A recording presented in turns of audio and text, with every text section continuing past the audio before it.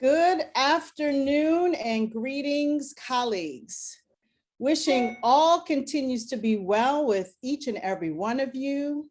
It is a hot summer across the country. So I do hope you are staying safe, you are staying cool, and please continue to drink lots and lots of water.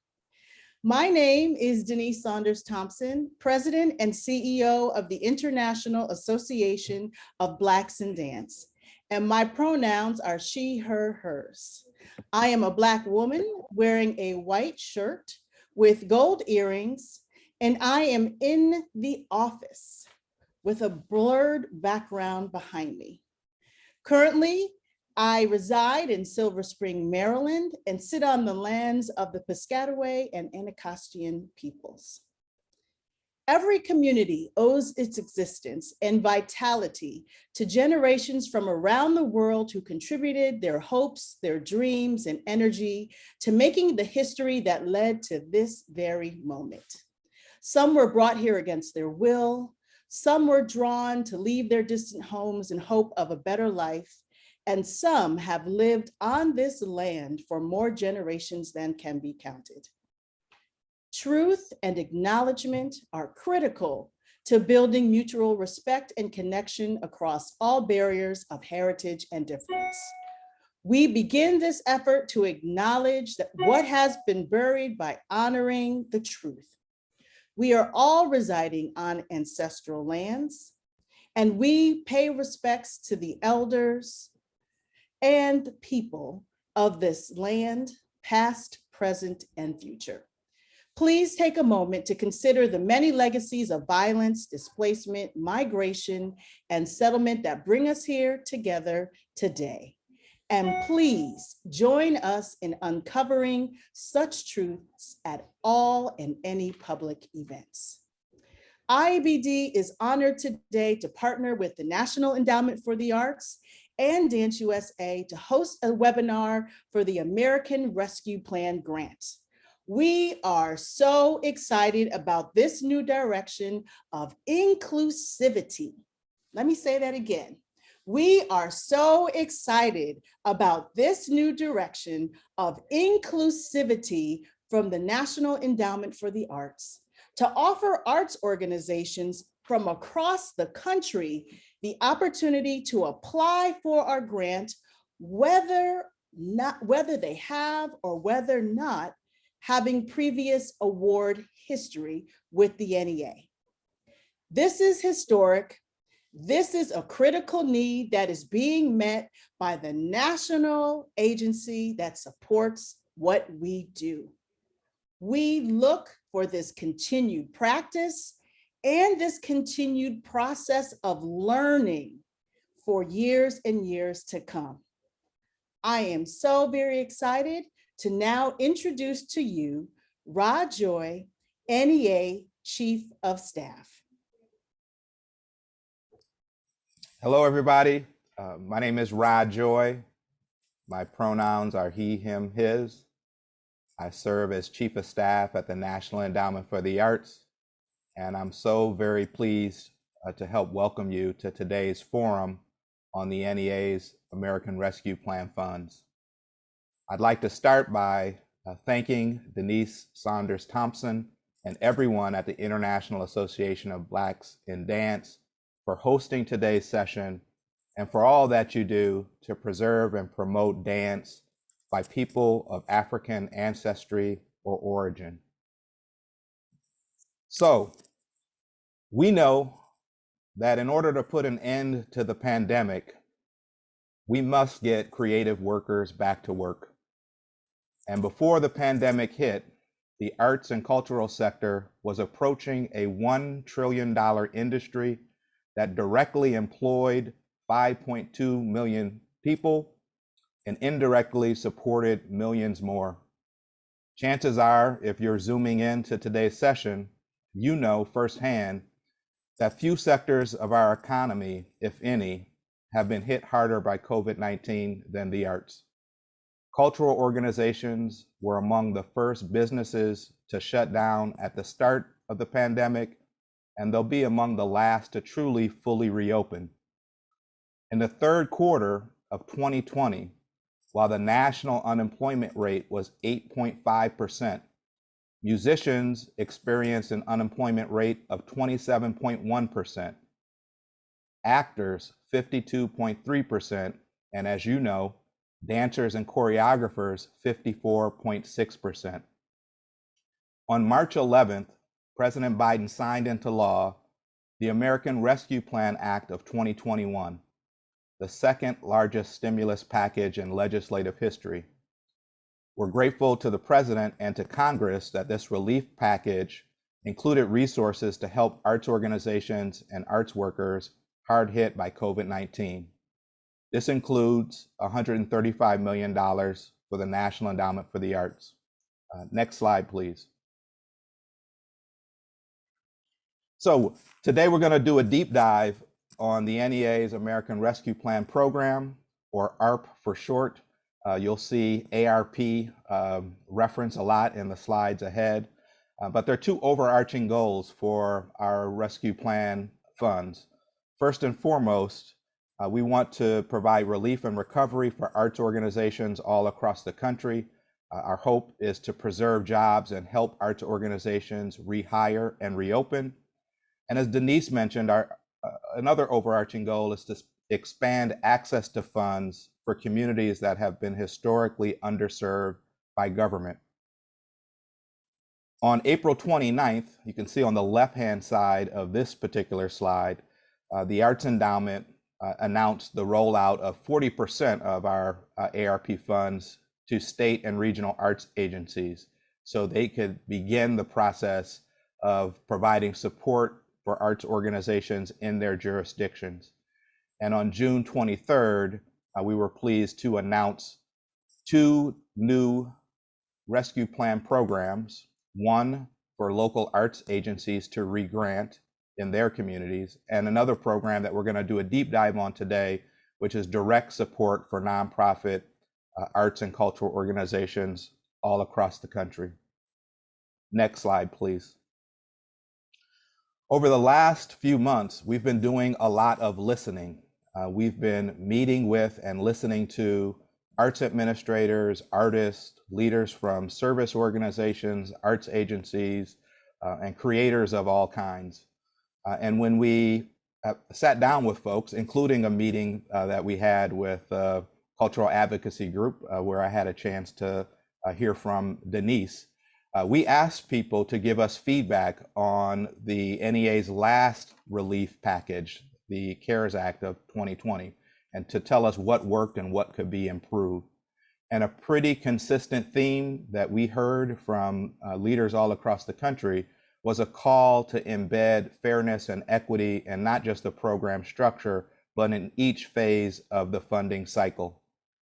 I just want to draw your attention to the left-hand side of this particular slide and how we try to take that advice to heart in the design of this program. And I'll mention three key distinctions.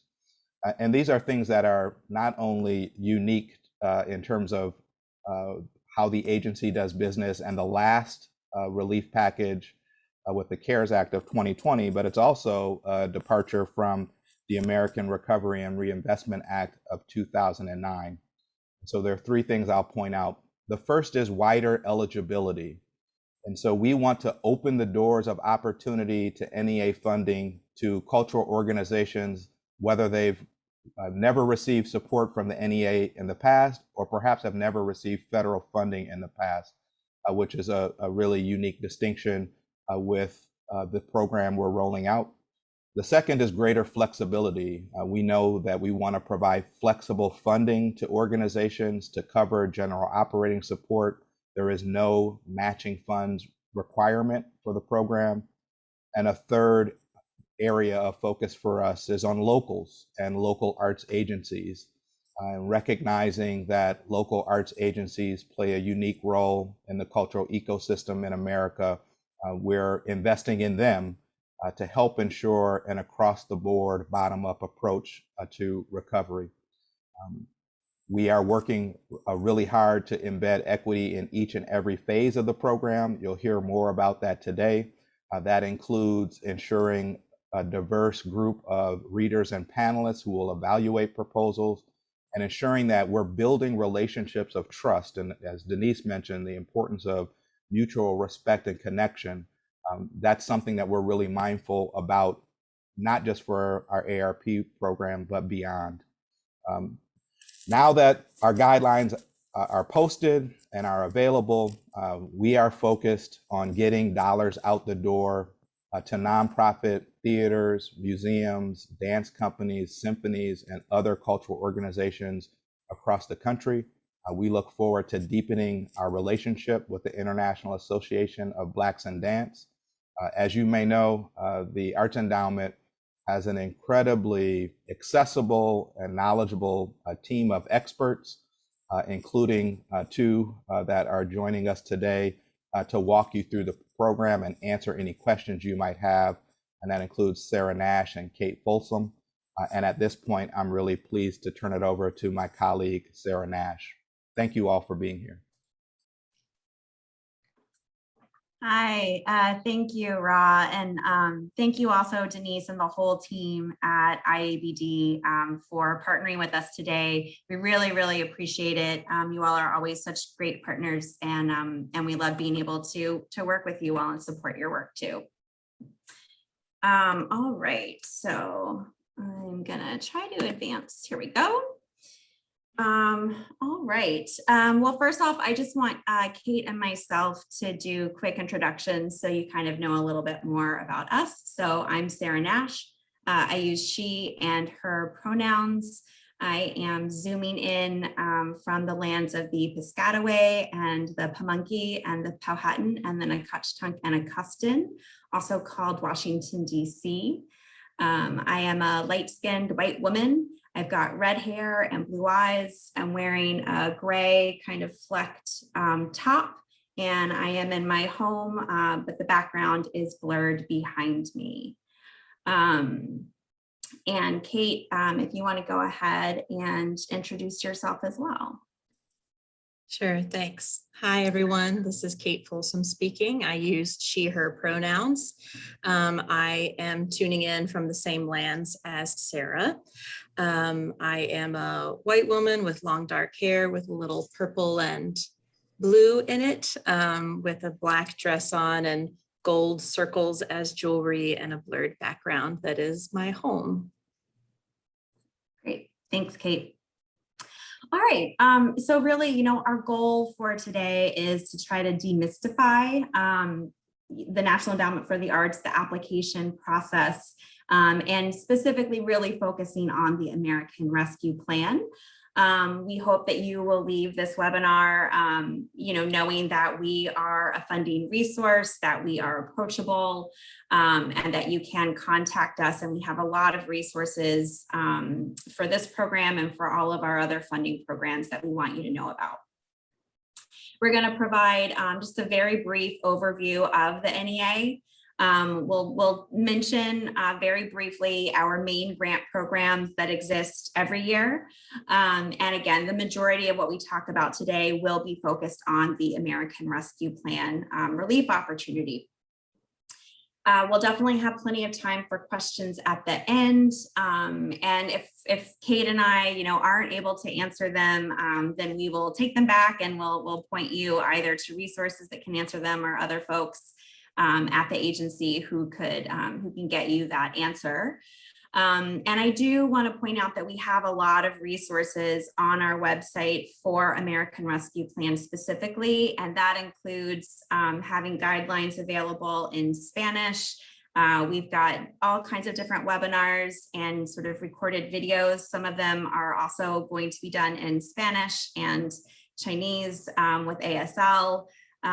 Interpretation. So there's just a lot of different sort of a whole suite of resources that you can go to at any point to help you through this process after today.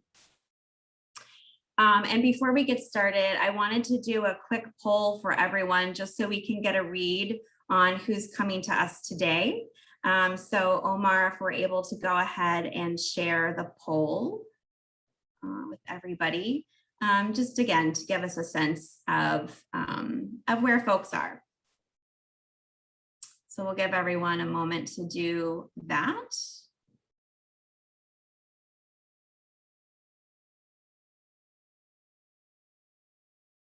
Okay, and I think we can go ahead and close that. And look forward to seeing those results. All right. Okay, great. Here we go. Never. Okay, so about a quarter of you will be your first time applying. Well, great. Again, there's a lot of resources. You're going to know me. You're going to know Kate. And we have staff specifically devoted to American Rescue Plan funding opportunities that are also there to answer questions, you know, day in and day out. So, so please take advantage of all of that as it's helpful to you. And I really also appreciate seeing, okay, about half of you have gotten a grant from us before. Some of you have no idea. I suspected that would be the case. And yeah, some of you have tried, but it was too complicated. So great. All right. Thank you all so much. And let's see. So let me go ahead and advance this. Here we go. All right.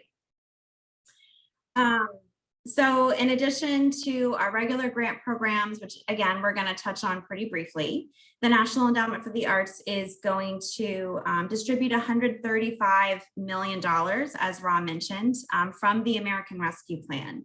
So of that amount, 40% has already gone to the states and the regional arts organizations. They're going to be regranting through their own programs. So we encourage you to be in touch with your state arts agency and your regional arts organization if you haven't already. And the other 60%, we are going to be granting out directly to arts organizations and to local arts agencies. It's going to be available for general operating support, which is different from a lot of our other regular programs. And again, we really want to reach that broad constituency, including organizations that serve you know, people who have had limited access to the arts, organizations with small and medium-sized budgets, organizations that are in rural as well as urban communities, and organizations, again, that might be like about 25% of you applying to us for the very first time. All right, so let's see, Kate, I'm gonna turn it over to you.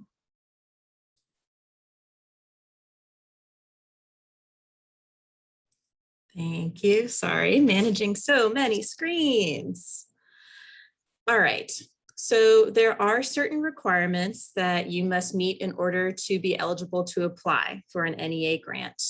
You have to be a nonprofit at the time of your application. You may be an arts organization, a local arts agency, a school district, or a federally recognized tribal community. You have to have 3 years history of arts programming, and you must be in compliance with all reporting requirements from any previous NEA awards if you have them. Our typical grant review process includes several levels of review. And the first level of review is a citizen panel, which is made up of experts in the field. And for some grant programs, that means one layperson is on that as well, or that person is not working directly in the arts. All of our panels are diverse in terms of geography, gender, ethnicity, and expertise. The panel recommendations are then submitted to the National Council on the Arts for their review and approval. The council then forwards those recommendations to the chairman of the National Endowment for the Arts, and the chairman provides the final review and approval.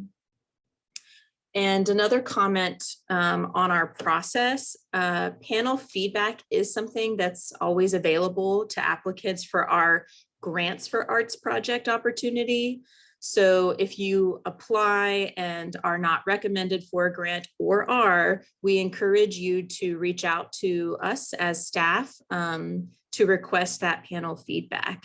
It can be really helpful to hear what parts of your application resonated with panelists and what things they might have questions or concerns on. However, we will not be able to provide panel feedback for ARP applications.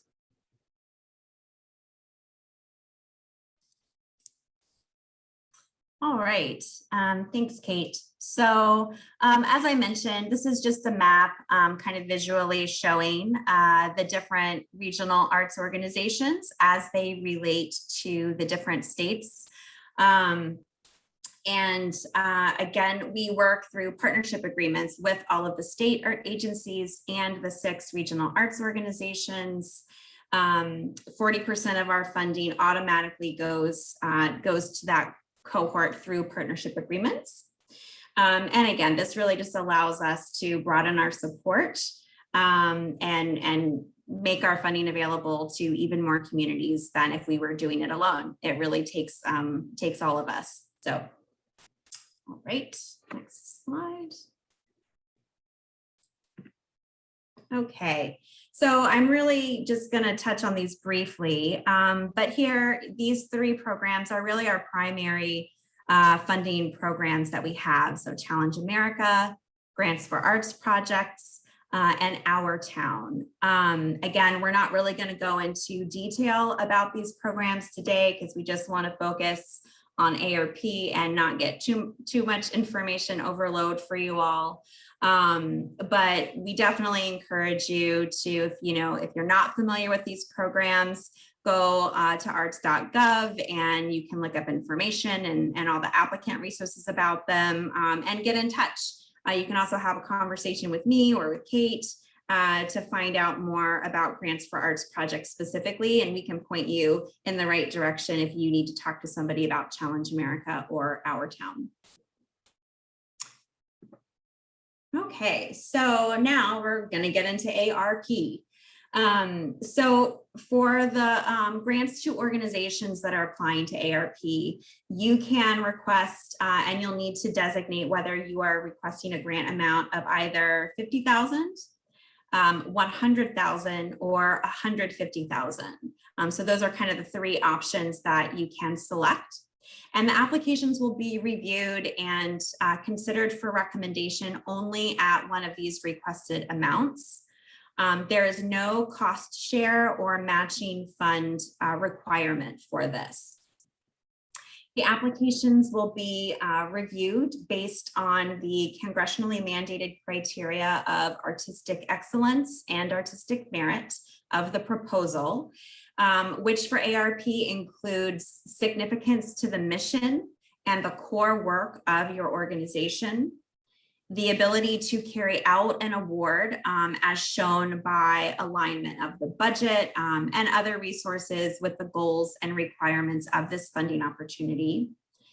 As appropriate, the potential to really have an immediate impact on the arts workforce. And as appropriate, the potential to serve, partner and reach individuals whose opportunities to experience the arts are limited by ethnicity or economics or geography or disability. So we encourage you to select a grant amount that is going to be reflective of your organization's overall size and capacity. The applications will be reviewed and considered for recommendation at the requested amount only. So whichever amount you choose, you really want to keep in mind the review criteria that I just mentioned when you're crafting your application so that you can really kind of make the best case, and your proposal will be evaluated based on the capacity of your organization to carry out that proposal. There's a grant period of up to 2 years for this, so that's allowed. And it may start no earlier than January 1st of 2022. So all of your budget costs, when you're putting together the budget, should, none of the costs that are in there should start before January 1st of 2022.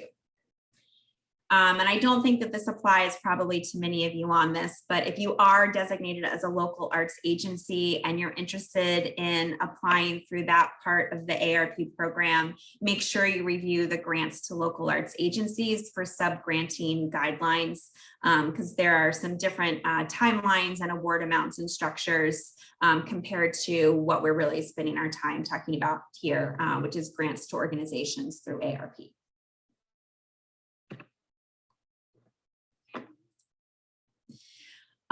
So let's see, I think we might have skipped ahead. Hold on.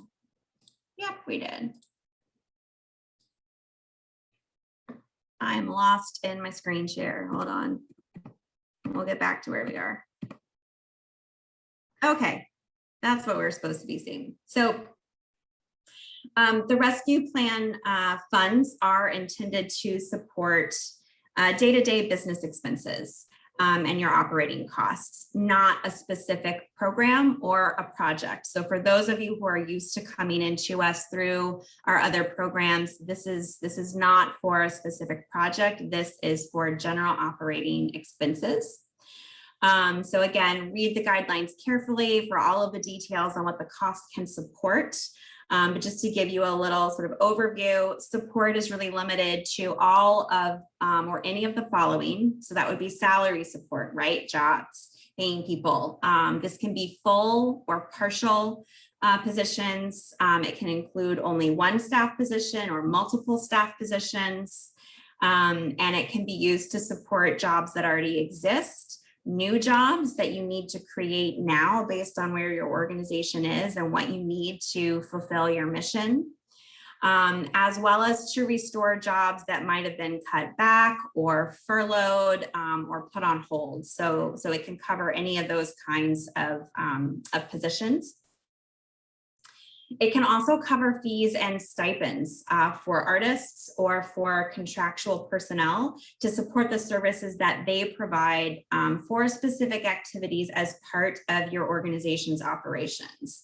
So the artist fees and stipends, just note that they should be related to work that has a tangible outcome. So that would be, performances, presentations, teaching classes or workshops, or the creation of artwork if you are a dance company. And this would be, considered kind of a stipend, a fee to the artist for the work that's undertaken during the period of the grant, the period of performance, and not for work that's performed independently of the organization receiving funds. If you have questions about that, we can talk more about that later.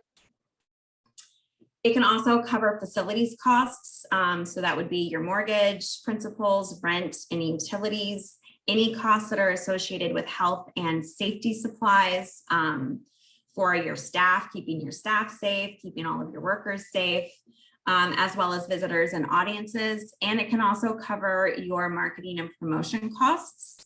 None of these costs are preferred, one over the other. So you should really come in for what you most need. And, it's really up to you to choose the costs that you're going to include in the budget and then make the case in the application as to why they're important in relation to the review criteria. So just think about where funds are going to make the most impact in your organization and really fill a gap that's not being funded through other sources. All right, Kate, I'm going to turn it back over to you. All right, this is Kate speaking again. So the FAQ section on our website covers a lot of ground, but we just wanted to highlight some of those frequently asked questions. We're already seeing questions here in the webinar, and I'm doing my best to type some of them out in real time too. One of these questions is, can I apply to ARP if I've already applied to another NEA grant this year or other federal relief funds, such as the Shuttered Venue Operators Grant or the Paycheck Protection Program? The answer is yes, you can. It's important to remember, though, that you cannot use multiple federal grants to fund the same activities or costs. Each grant should be funding something different. Additionally, you can't use ARP or other federal funds to meet the matching requirements of other NEA programs, such as our Grants for Arts project. Another question that we've seen a lot too, are work samples required? No, they're not. No work samples, no support materials, only what's in the application. The rescue plan, the ARP funds are for specific general operating costs only. So some people are asking about the difference between project-based and general operating. So while these funds may support work that goes into programmatic activity, the grants are not project-based. So in a project-based grant, all of the costs must relate to the execution of a specific project.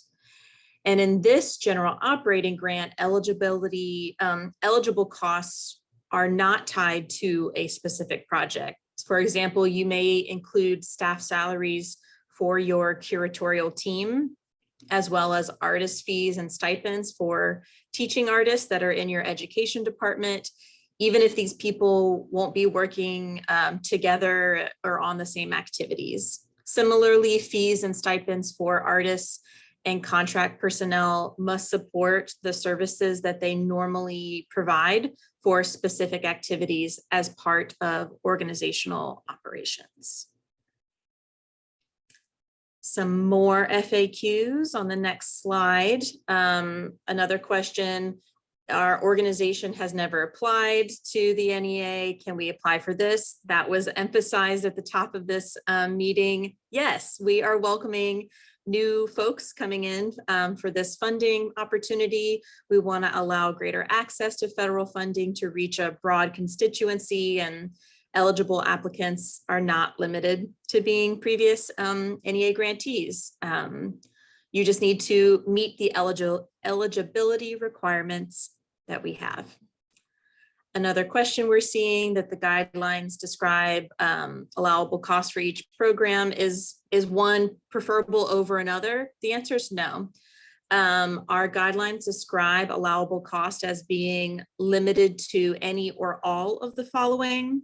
So one type of cost isn't preferred over another. It's up to your organization to choose which costs to include in your budget and to make the case in the application as to why those costs are important in relation to our review criteria. So you'll want to think about where the funds may make the most impact in your organization or fill a gap that's not currently being met through other funding sources. And another question we see, can you include development or fundraising costs? So you can, but they can only be costs directly related to the administration of this grant. So salaries or stipends covering general fundraising and development activities for the organization as a whole are not allowed. So there are a few things to keep in mind as you prepare your ARP application, such as ensuring that you are registered with DUNS, SAM, and grants.gov. These are all separate agencies from the NEA, so we can't help you if you have any difficulty. So start now. We will not accept late applications, so you need to make sure that your application is complete and submitted on time. You need to submit part 1 well in advance of our August 12th deadline. If you can, just give yourself ample time to resolve any issues. And likewise, you'll want to submit all of your part 2 materials in the applicant portal, which I'll talk about well in advance of those deadlines too. So on that last day of the deadline, we see the heaviest usage between 8 p.m. and the deadline of 11:59 p.m. Eastern time.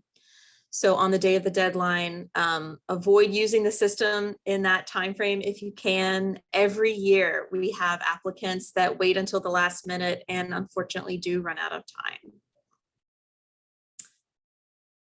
So whichever program you decide to apply for, the process is the same as in terms of this two-part application process. And I highly recommend that you read through and follow the step-by-step instructions on the how to apply page located on the left-hand side of your grant program's description page.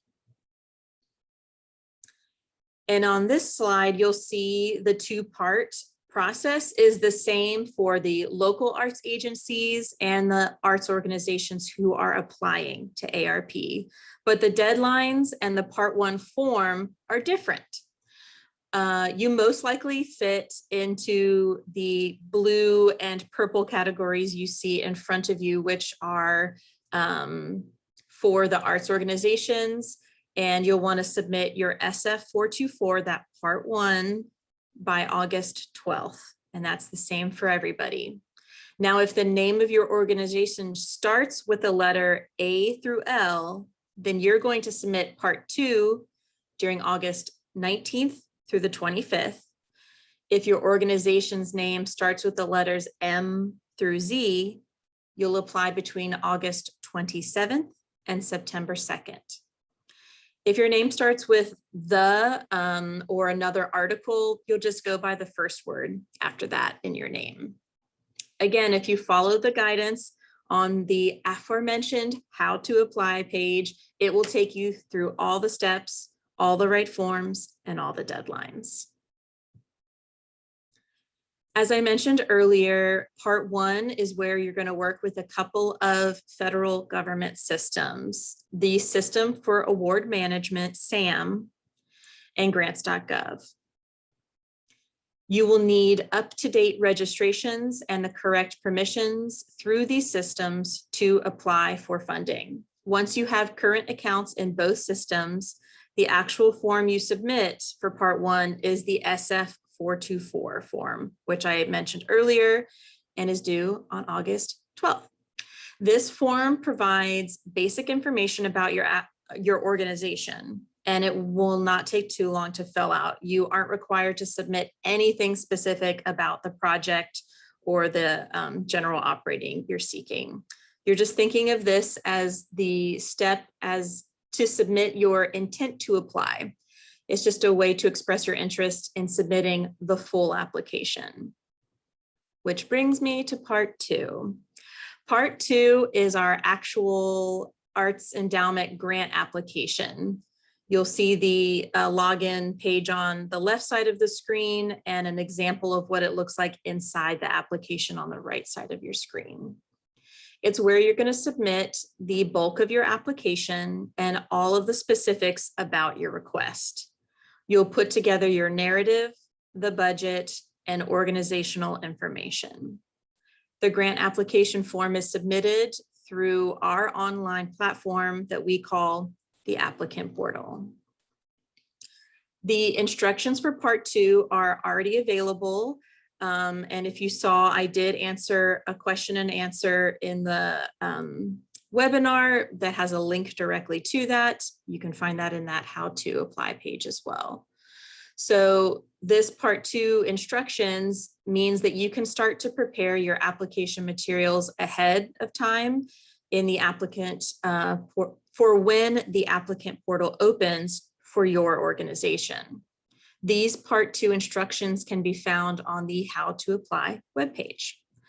That document goes through all the questions you'll need to answer, including not just the questions themselves, but also helpful tips, screenshots of the applicant portal, and the character count for each application field. That was a lot, but we're almost there, and I'm going to turn it back to Sarah. Thank you, Kate. Yes, we're almost to where you can send us all your questions. But I just want to point out a couple last things. So one is that we do want to stay connected with you even after the ARP opportunity is done with everything else that might be coming down the line. And one easy way to do that is to sign up for our newsletter. And so we have regular newsletters that are for the full agency news that highlights all of our upcoming grant programs, the deadlines, other events and resources that we have for you. It's a great way to keep up with what's going on with the Arts Endowment, as well as what's happening around the country. You can also subscribe to the dance newsletter. We only send out about 4 to 6 dance newsletters a year, so it's not going to clog your inbox. We really try to only send stuff out when we have something really important to communicate and that we want to make sure you know. You can go to our website, arts.gov, and at the bottom of the homepage is a button for newsletters. So if you click that, you can go and you can sign up for all of them, or any of the ones that interest you. And then lastly, we mentioned during the panel review, that panelists are who, read and evaluate our applications, and they're a really critical part of how we're able to do our work. And there might be some of you out there who have served as panelists for us. And if you haven't and you're interested, or you know somebody that you think would be great and would be interested, then we would love to know that. So there is a link down here. We can also send it out to you all. But if you click that link on arts.gov, then you can volunteer to be a panelist and we can get your information that way. And you can also just email me if that's easier for you to remember, nashs@arts.gov. We'll also put that in the contacts, and let me know that you're interested in being a panelist. So just to put that out there for you to consider. Okay, so here is a whole bunch of contact information. We've tried to color code it for those of you who are able to see the color differences. And there are ARP specific email addresses that you can use to send all of your ARP questions. And again, with dedicated staff who will be answering those. You can call us, you can see our telephone numbers here, and individuals with disabilities, you can also please contact the Office of Accessibility at accessibility@arts.gov, or at 202-682-5532 to request accommodations or alternate formats. And you can also contact our Civil Rights Office, which is civilrights@arts.gov. So there are a whole lot of ways to reach us, and we'll be sending out this slide afterwards, so you don't have to worry about capturing it now. It's also all on our website too. So we try to make ourselves very, very findable. All right, and I am going to turn it over to Kate. We're gonna start the Q&A session. I think, Kate, you have a couple that you're just gonna get us started with, and then we'll go into the questions that you have been sending our way. So Kate, I'll turn it over to you. Yeah, so we're gonna Stop the start screen share. question and answer session with our own questions and answers. So here are a couple other Q&As that maybe are coming up for you that we'll just get ahead of.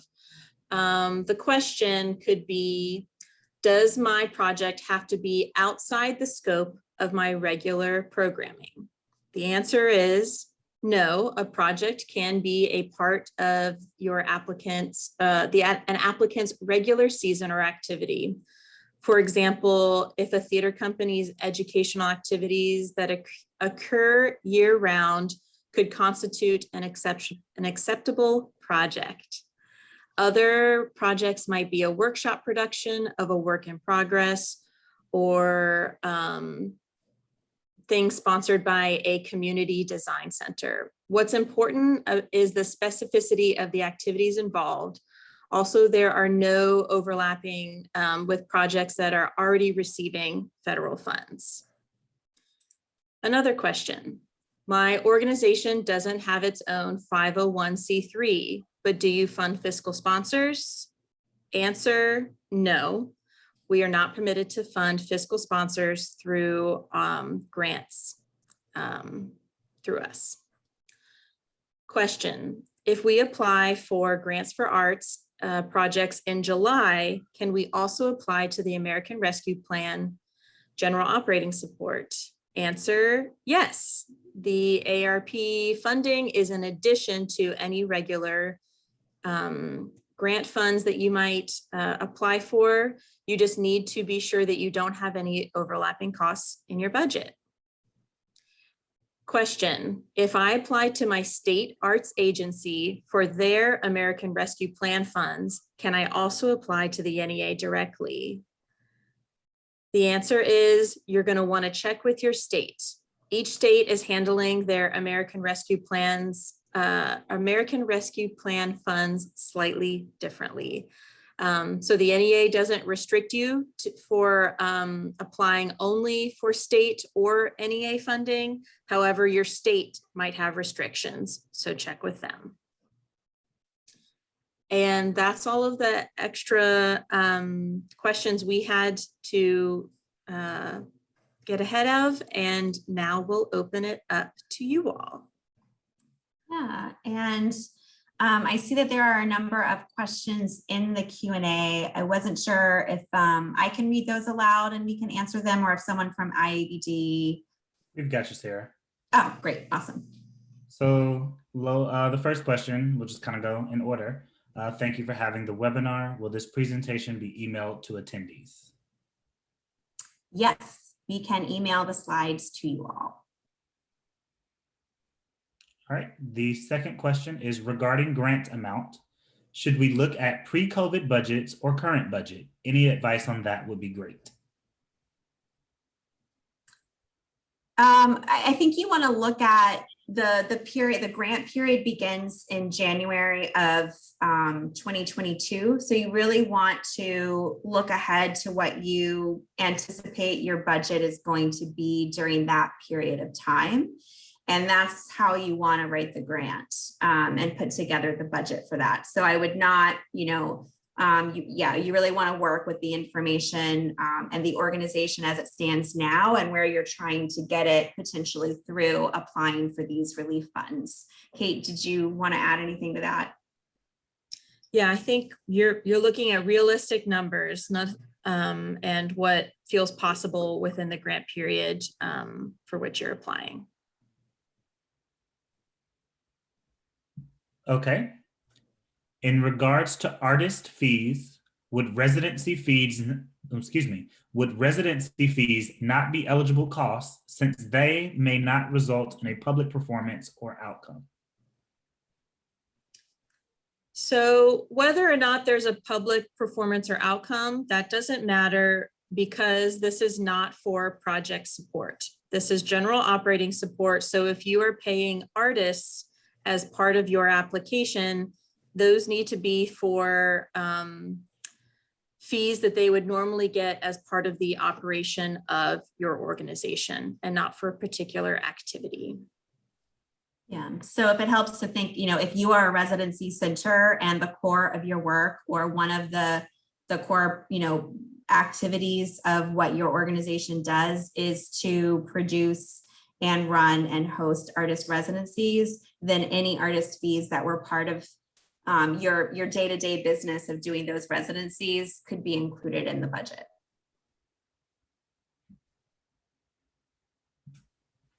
Okay. Let's see. I have a question about the statement below, perhaps an example of what that would look like. Staff positions funded may not conduct work independent of the organization receiving funds. Fees, stipends for artists, and/or contractual personnel to support the services they provide for specific activities as part of organizational operations. Such work must be performed independently of the organization receiving funds. Yeah, so that's a little bit like the question that we answered, which is artists included in your application, if they're going to be paid through ARP funds, it needs to be work they're doing for you. So we know a lot of folks have part-time work or work at multiple organizations. If you're including them in your application, then it's work being done for you. and work that they would be doing as part of the organizational operations that you normally pay them for, is what all of that means. Okay. If we did receive the SVLG funding, should we indicate that in our budget so it's clear what we are asking funding for? You don't need to do that, no. You just have to make sure that that is separate, your own accounting, your own, auditable books need to show that those are separate costs. And if you are recommended for funding, then that kind of assurance will be good and important to have that documentation, but it doesn't need to be a part of your application. You referenced current grant awards from the NEA will not preclude an organization from applying for and potentially receiving ARP funds. Does that also include recipients of CARES Act funding? Yes, it does. You can apply to both. Yeah, if you've gotten any kind of grant from us, from any of our programs, that does not preclude you from applying to ARP. So come on in. Okay. Our budget is only $80,000. Can we apply for the $50,000 amount? Do we actually have a chance for funding? Yeah, I mean, you definitely have a chance for funding. We really value, supporting organizations at all sizes. I can tell you, not for ARP specifically, but I know that in the dance discipline for grants for arts projects, we have funded organizations whose organizational budgets are $50,000. As well as, way on up there and a lot of stuff in between. So absolutely, the agency has a history of supporting small organizational budget organizations. And, we definitely encourage you to apply. Did I hit all of that question, or I feel like I missed an element of it? Let me go back for it 1 second. I think you got it all. All right, our next question is, could you please explain the following step in the SAMS application? When registering/renewing your SAM account, be sure to select yes when completing the representations and certifications section. All awardees are required to have these representations and certifications in order to receive an award. The question was, can we explain that? And no, kind of, because that's part of the SAM application process. So we don't manage that. So I can't really advise you on that. So that's another one of those things where I mentioned that those are different government agencies and entities from us. So their support team and those numbers and their numbers and emails and all of that is on our website. So we can direct you to being able to contact SAM for any kind of questions and clarifications on what it means to have their all of their registration information up to date and make it so that you're eligible to apply.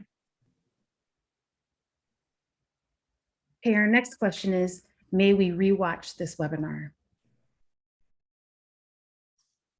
I think so. I think it's definitely being recorded. And IABD, I'm not sure if you want to adjust where you all might be able to offer it, but I think hopefully we can also have it. I know we have some of our other ARP webinars on our website, and we would love to be able to post a link to this one too, so that you can rewatch it at 3 a.m. if you can't sleep, or that's just what you want to do. We're happy. We're recording it so that we can host it, and we'll make sure to send an email out for folks to rewatch as well.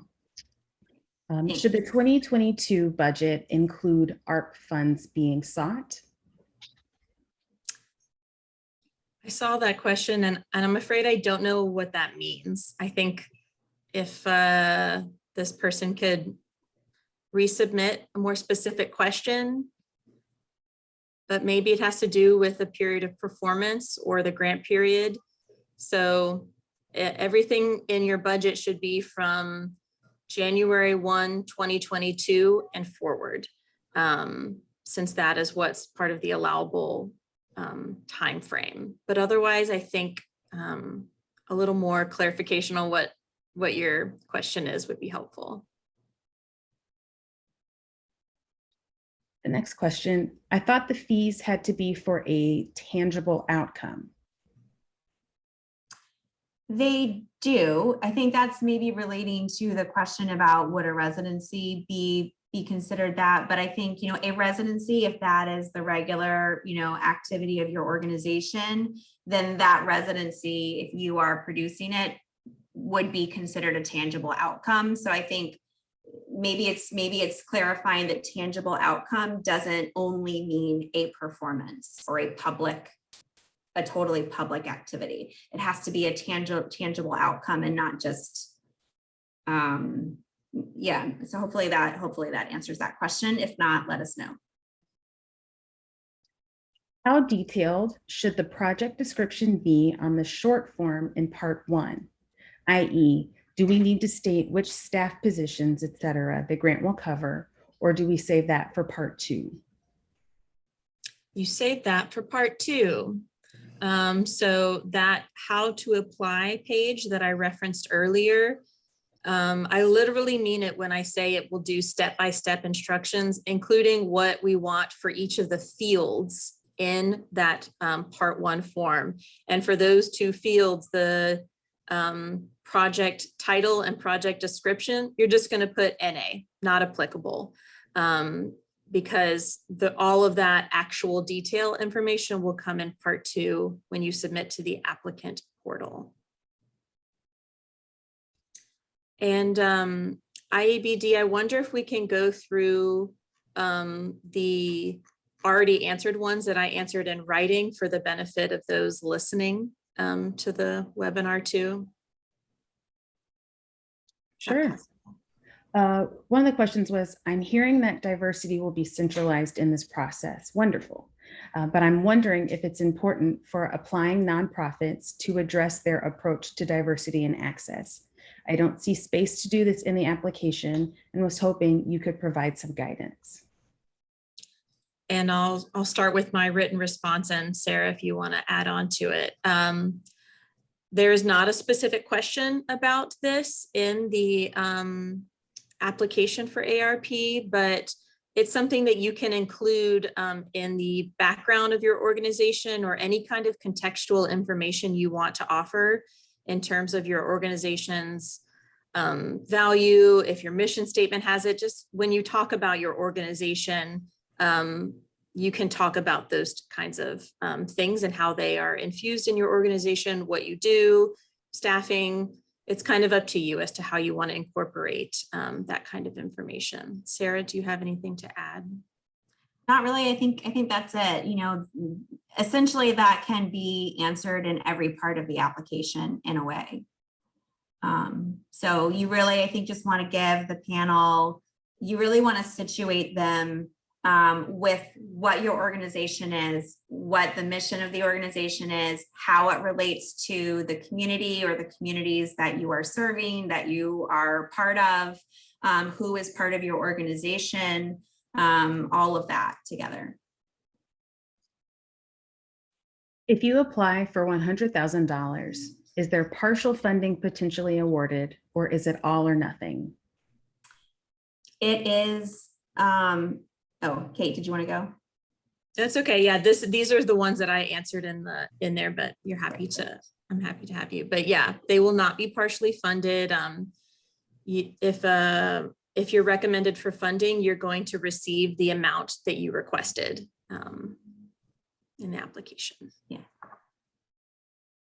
Could you provide more guidance on what is an appropriate ask amount for different budget sizes? For example, what is appropriate for a $1 million annual budget versus a $10 million annual budget? And I had responded that we don't have a formula in place based on your annual organizational budget that determines how much you can or should request. So the selecting the grant amount is solely at the discretion of you, the applicant. Next question. Once you've applied with step 1 and received the notifications from grants.gov, how can you retrieve the application questions to prepare the application before the portal opens? I provided the hyperlink in my response to this person, but again, following that how to apply process on our website, when it gets to the part 2 instructions, that PDF link is going to be there, and that will have all of the application questions, the character counts, etc. that I talked about. That all already lives there. So you can start preparing now, even if your application isn't due till next month.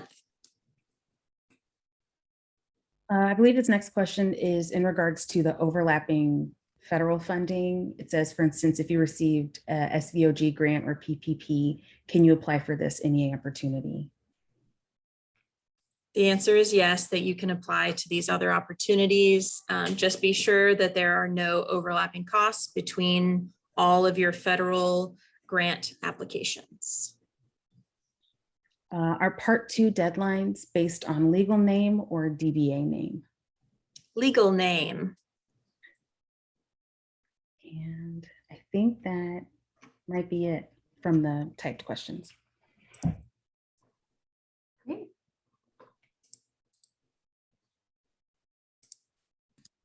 Anyone else? Yeah.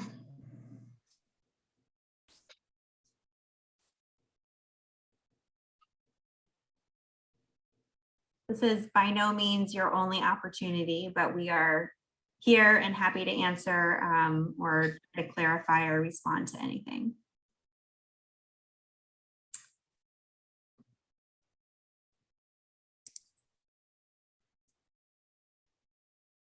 And I think I see one that just came in, so I can go ahead and read that one aloud, which is, do you know how many grants you anticipate awarding?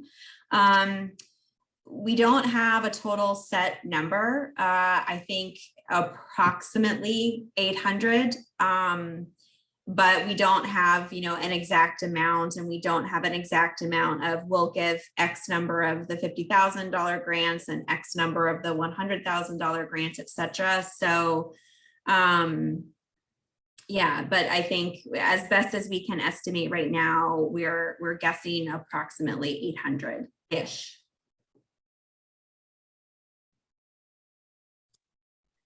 This question that just came in, I think may be related. Do you think there will be more $50,000 grants distributed versus $100,000 or $150,000 grants? I think we don't know. We don't have any kind of predetermined number of grants at each amount that we're going to do. So, and we also don't know. We don't know if the majority of the applications are going to come in requesting $150,000, or if the majority of them are going to be at $50,000, or what the mix of that will be. So I think in a way, until we really see, get all of the applications and get the review process underway, we won't know.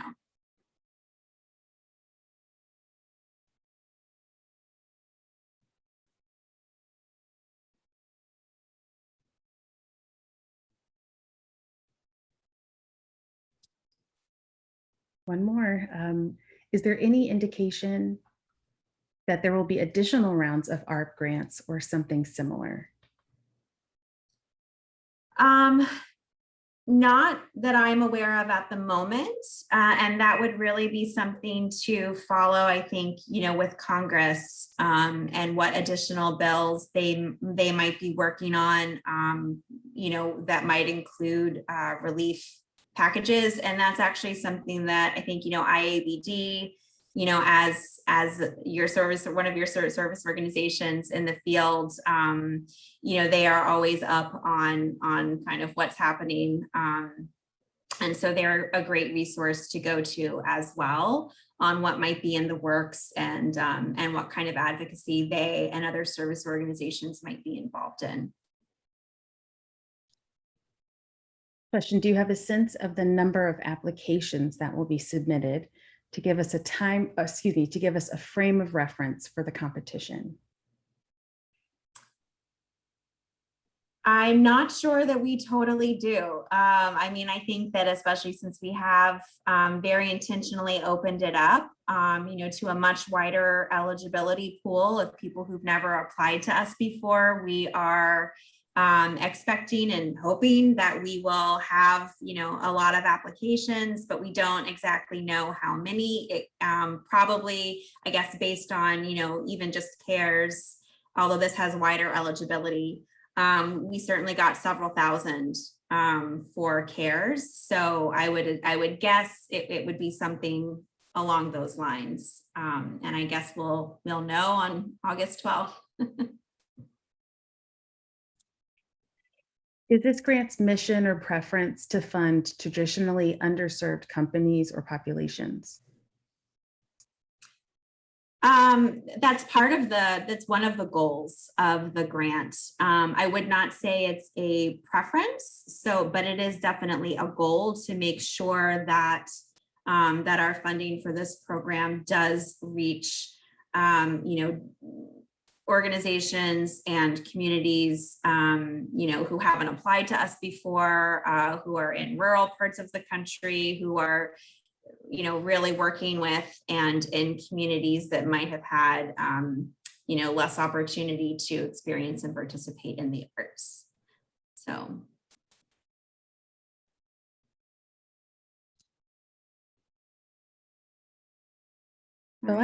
The last question note in here isn't actually a question. It just says, this has been super helpful and thank you so much.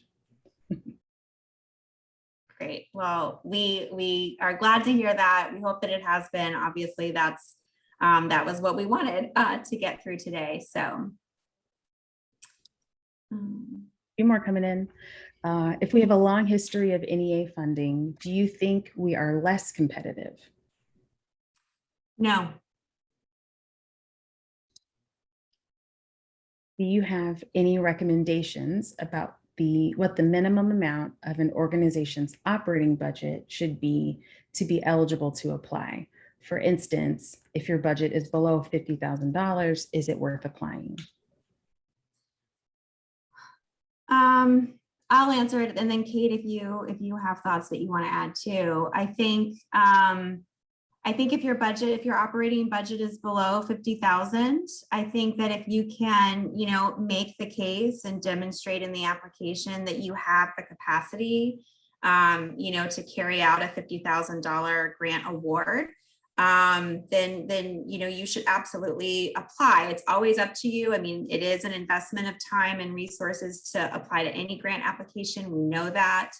But if you don't apply, you have zero chance. So, we definitely want this funding to include organizations that have small budgets that, are within, that are small and medium-sized and large. So we're really, it's a goal to reach everyone, as many as possible.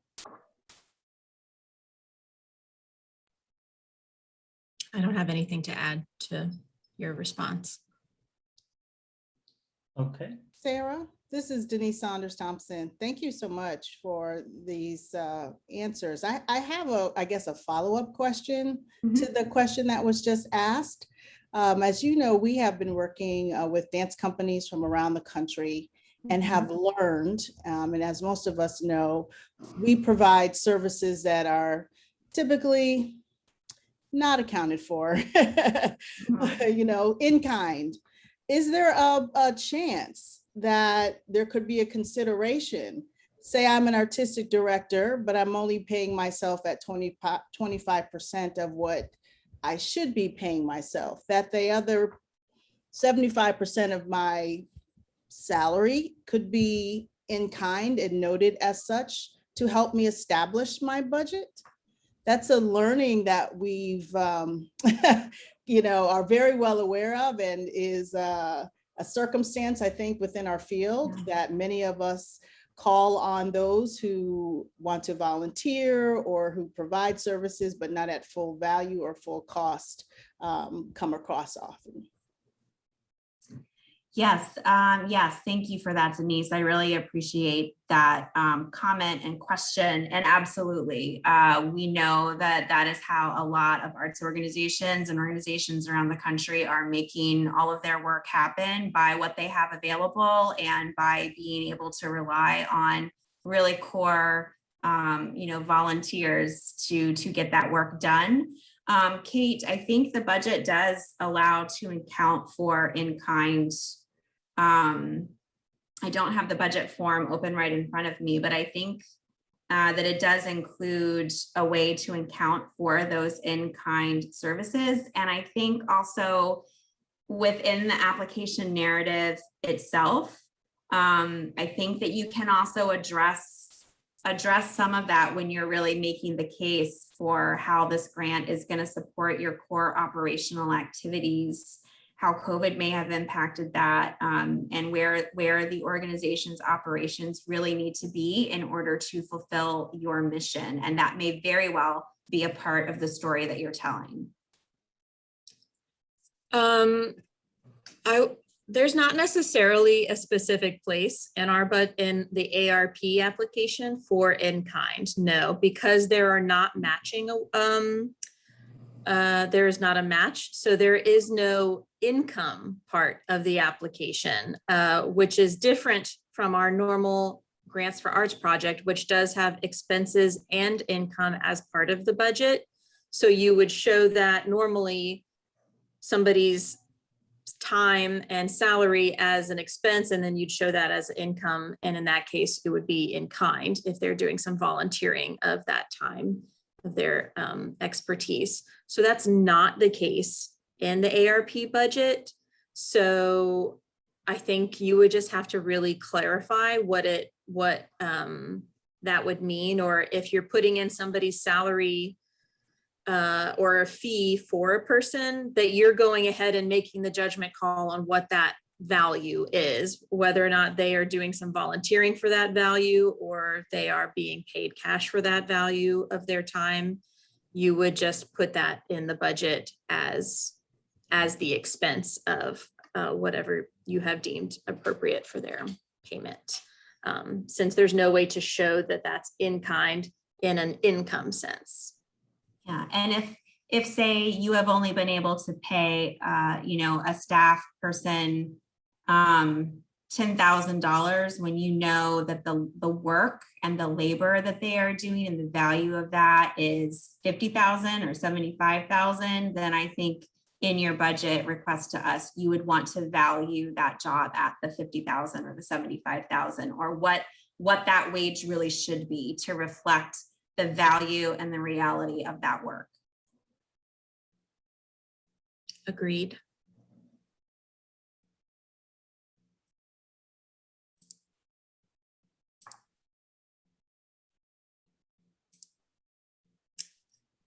Another question is, can the grant period be over 2 years? Ideally, no. Normally our grants office allows for projects that are within 2 years. So I would say keep your request in that 2-year window and thusly request the grant amount of 50,000, 100,000, 150,000. That is what you can spend, whatever grant amount, over a 2-year period. So make it proportional. Your ask will be in relation to a 2-year period and how much funds you can spend down for your operating costs.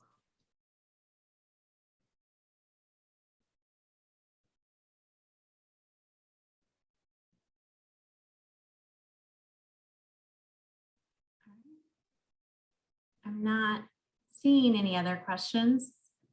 Here's one. Here's one more. Did the payout request operate like the arts project payout request if funded? Yeah. Yes. Yep.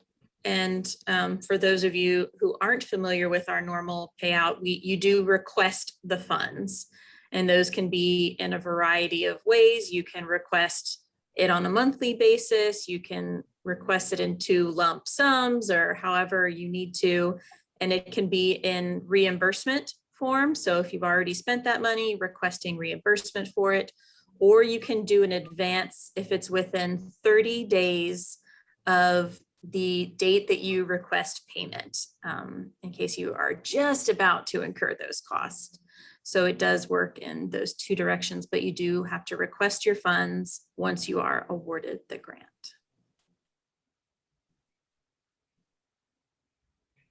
Can we apply for the grant to extend over a 12-month or 18-month period within the 2-year window?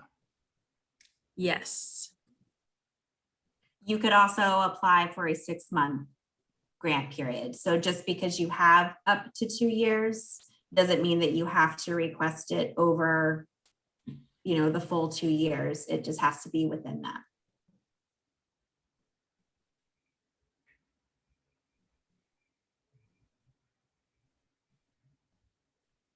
Can you talk a bit about the reporting process? Yes, but only a bit. Only a bit, yeah. Because the grants office is a separate set of staff, and they manage your award once it becomes an award. So they accept and review your payment request and your reports. The reporting for this will be a little bit different and a little bit less than our normal arts project reporting, if you have experience with that with us. So it will just be, there'll be some financial reporting as well as just saying what happened with those funds. But the grants office can better describe that, and all of the reporting requirements will be clarified with you when it becomes an award. You'll see all of that information at that time if you are recommended for this funding. Not quite a question, but we like accolades. So thank you both so much. This is so helpful and hopeful for arts organizations. The NEA is a treasure to the industry. Wow. Wow. Thank you. That just made my day. Thank you. Thanks, Jess.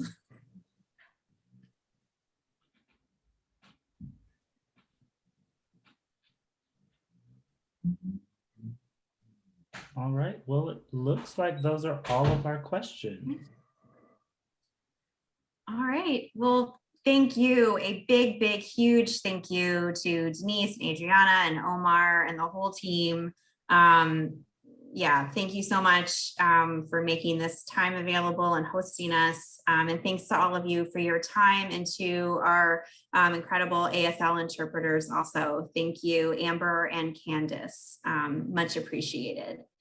And be in touch. You should know where to find us. Hopefully, if you know nothing else by the end of this, you know how to find us. So.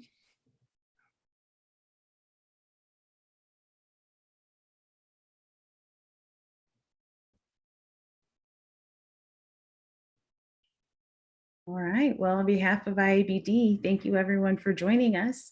If you've got a friend or a colleague who would also like to have an opportunity to experience this webinar, there will be another one hosted on July 27th, same time, 2 to 3:30 p.m. Eastern. And so you've got just another opportunity to get some more information. Otherwise, thank you, and we'll see you around.